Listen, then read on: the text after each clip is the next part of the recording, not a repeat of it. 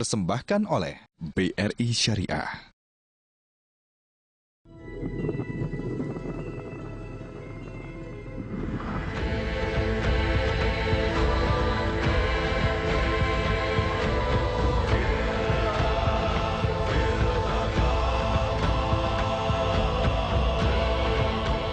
Dilahirkan di negeri para pemberani, atlet judo penyandang sabuk hitam, seorang Muslim yang saat ini menjabat sebagai perwakilan diplomatik Kerajaan Norwegia untuk Indonesia, His Excellency Stig Traavik. Pria kelahiran 19 Desember 1967 ini menjunjung tinggi nilai-nilai spiritual dalam hidupnya. Sebagai seorang mualaf, Stig Traavik menemukan nilai-nilai toleransi, persaudaraan, dan kasih sayang dalam Islam. Menurutnya, Islam adalah agama yang menjunjung tinggi perdamaian dan persaudaraan di atas segalanya, terlepas dari latar belakang suku, ras, dan agama. Menjabat sebagai perwakilan Kerajaan Norwegia untuk Indonesia, Stig Traavik sangat mengagumi budaya toleransi dan kerukunan antar umat beragama di Indonesia. Negara dengan multiras, multikultur, dan penduduk yang menganut banyak kepercayaan dan agama ini dapat hidup rukun dan damai dan saling bekerja sama tanpa membeda-bedakan latar belakang mereka.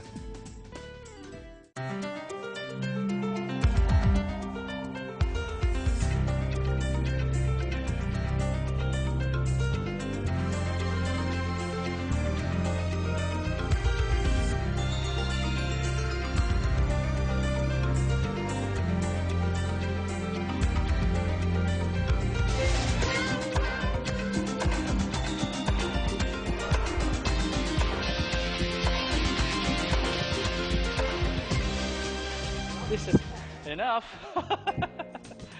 You're the black belt. I'm just the white belt. So I'm a new. That's why I'm careful with you. Make sure not to hurt you. How do you like it? Oh, it's cool. I mean, it's a new techniques actually.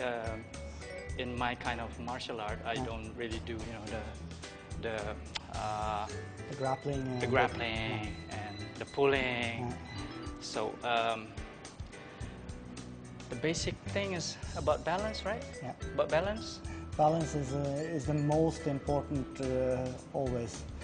And always try to stay in the center yourself and use the opponent's movements. So make him move where he doesn't want to be. Wow, that's something. Okay, talking about balance, I know that you are the descendant of Vikings because you're from Norway, right? Vikings is so far north of this world, right? Yeah. And I believe that you are also a Muslim in some ways. And you're practicing judo.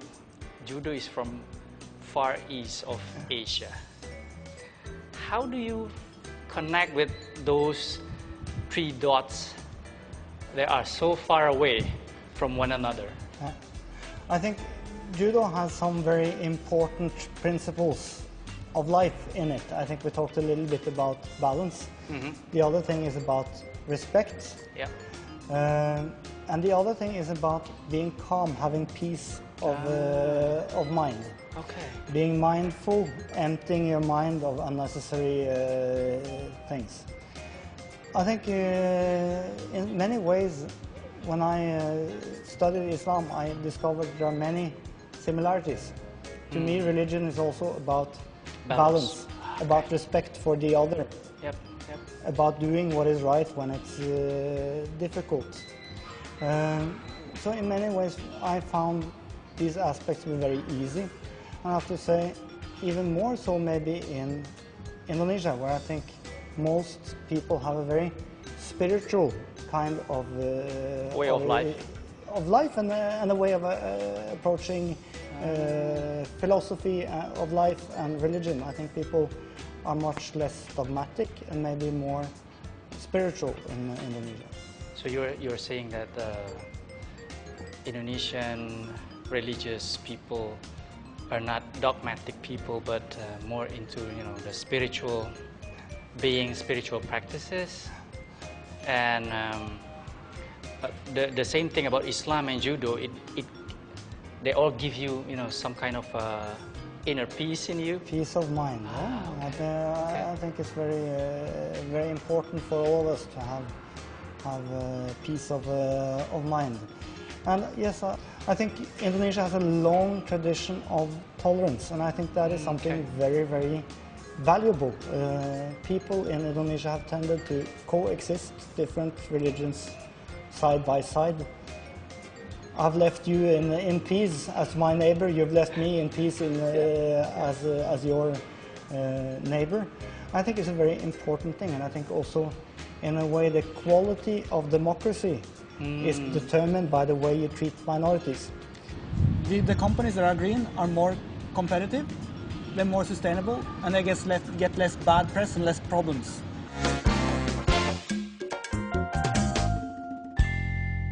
Dipersembahkan oleh BRI Syariah.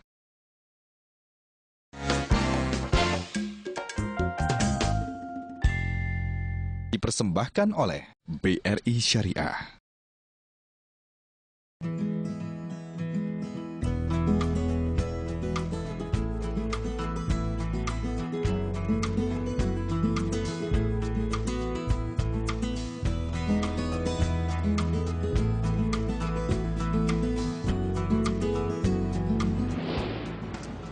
Your Excellency, do you have any special programs, special effort to make some betterments for the relationship between two countries? I think the relationship is actually already excellent, and it goes back a long time. I think the beginning of our relationship was the maritime relations. So Norwegian seamen came to Indonesia even before Norway was an independent nation, or before Indonesia was an independent nation. Wow. So the maritime relations go back a long way. I think also today there are lots of relationships in the maritime sector. We have an important shipping community here. There are lots of Norwegian constructed ships in Indonesia. I think the future for Norwegian shipbuilding is more on the specialized ships. So like supply vessels for the oil and gas sector, all the kinds of specialized ships, we have a lot. Then in general, in terms of business, there is a lot of potential. I think most of the big companies in Norway have already discovered Indonesia. Some are already here, like Statoil, our oil company. Jotun, one of the world's biggest paint makers, has a big factory here right outside Jakarta. Jotun, like Jotunheim, right? Like Jotunheim. and they are selling paint now all over Indonesia. That is paint made in Indonesia by Indonesians, but with according to Norwegian recipes. Wow. Then of course we do export salmon to Indonesia. That's an important part. Salmon. Salmon is important. Salmon is healthy. It's tasty. Like in other parts of Asia, Indonesians are more and more discovering salmon, both for sushi but also for cooking. So we hope and think that there will be more and more of that. Tourism also, a lot happening. A lot of Norwegians come to Indonesia, to Bali of course, but also a lot of Indonesians are going to Norway on holidays. They're going to see the Northern Light. Northern Light. They actually go to see the fjords mainly, but lately also Northern Lights. A lot of people have discovered that. It's very exotic. It's natural that with growing education, growing economic levels, Indonesians travel more abroad. Yeah. And Norway was very impressed when President Widodo said that Indonesia would reduce its emissions by 26% on its own.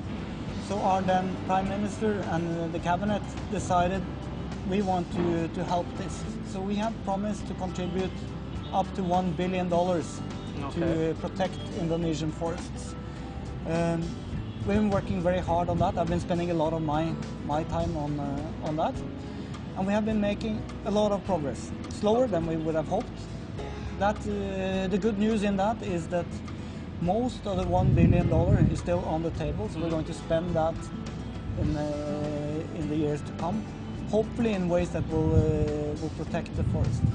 I think the private sector also has a very important part in this, and that is maybe where some of the most encouraging things have been happening.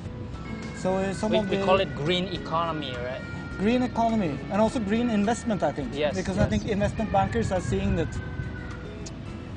the companies that are green are more competitive, they're more sustainable, and they get less bad press and less problems. So green economy, actually, it has something to do with spirituality also, right? Definitely. Yeah. I think this has impressed me, actually, when I talk to some of the big business leaders. They realize that the world is changing. It will be good for business to go in a more green direction. To me, the important thing is not if you call yourself a Sunni or a Shia or a Catholic or a Protestant or a Buddhist. I think it's about the core values. Dipersembahkan oleh BRI Syariah.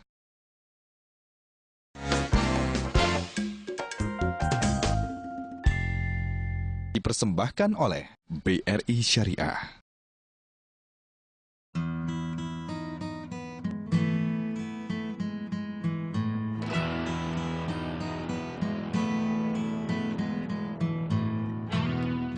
So, Your Excellency, I'm pretty much into Sharia banking industry, and we mentioned something. We discussed something about green economy, right?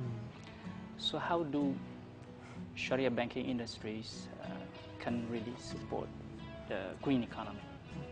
I think it would be natural in a way to have an expanded version of halal, and I think green economy. Green economy is halal economy. Right? Is halal economy because I think if you think about it, it is not in accordance with Islam or any religion to destroy nature. Yeah, you're right. So I think there's a role for the Islamic banking industry to develop criteria for green economy and green enough companies. I would hope that more of the financial industry would follow in that. I think it makes sense because I think the companies who are green, they have probably better policies on sustainability in general, which means that in the long term they'll make more money. Also, they will have less problems with their public relations. And also, I think they will attract better talent because I think people are prouder when they work in a company that has good sustainable policies. Good so attitude to the nature. Yeah, I think it makes a lot of sense. I would really encourage the Islamic banking sector at really starting the process of looking at this. And I know there are no easy answers, but I think you should probably start at identifying what are the criteria for a really serious green policy. We have that in Indonesia. I mean, we've been developing that in not just in Sharia banking industry, but also in Sharia capital market industry. But in Indonesia, we call it Sharia, not really Islamic, because we want to make it a little bit soft and a little bit more inclusive to any religions in Indonesia. Now, I would like to, know more about your family, because I've searched that I've known several about your family.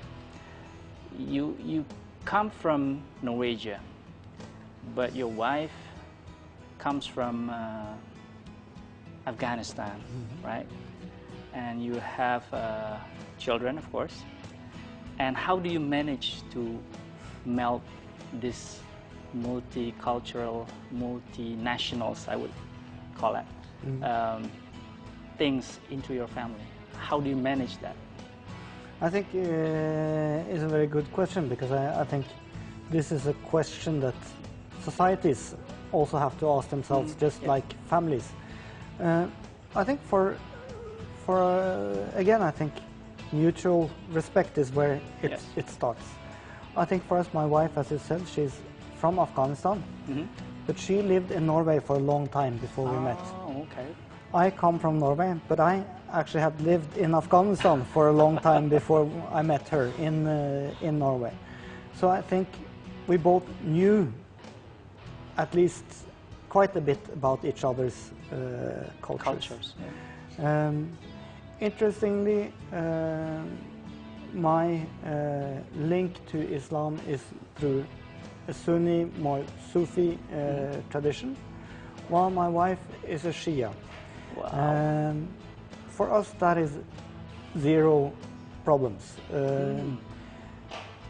To me, the important thing is not if you call yourself a Sunni or a Shia or a Catholic or a Protestant or a Buddhist. I think it's about the core values. And I think in all true religions, some of those values are the same. Of course, we have the issue of languages. Our main language at home is Norwegian. Okay. But our children speak English in school. But then their mother, my wife, tries to speak Farsi with the children. I also know a little bit of Farsi, but I think the Farsi language has been suffering a little bit after we came to Indonesia. And I'm also trying to learn Indonesian, so it's actually a problem for me to speak Farsi now. I can understand Farsi still, but whenever I try to speak Farsi, I speak Indonesian instead. So, do you find that very interesting then? I mean, to mix all of those, how do you call it, variations, diversifications in not just, you know, the languages, but also the cultures. And you mentioned something about the way of thinking, we call it in Islam mazahib, right? Like the Sunni, like the Shia. And what else? I mean, what else do you find pretty much interesting in melting, you know, those differentiations within your life? I think in a way, your implicit knowledge, your knowledge about culture, about the world, is of course much bigger when you have people from different backgrounds. I think this is why some of the most vibrant societies in terms of culture, in terms of food, and in terms of economy are of course cities that are multicultural. New York, Singapore, Jakarta. Some of the most interesting cities in the world are multicultural. I think in a family also, it gives an extra edge to it, as long as I think I enjoy Afghan food, I enjoy Afghan music, I enjoy the stories of my parents-in-law. And I think as a family we're much richer, of course, because we have more food traditions than most families. We have more information in a way.